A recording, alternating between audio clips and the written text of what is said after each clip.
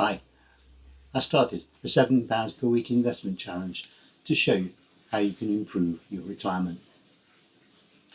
The screenshot shows that after 37 weeks, the now £259 investment is currently up £16.12 at 6.15%. Slightly down on last week, but still on track. Be patient, investing is a long-term game. Funds or stocks vary both up and down constantly, but should, hopefully, go up over time. This final screenshot was taken the following morning to show that the automatic £7 payment has been done and that the broker has used the money to buy more shares in those three funds. I'll visit this again in 1 week's time to see how the investments are progressing, or not.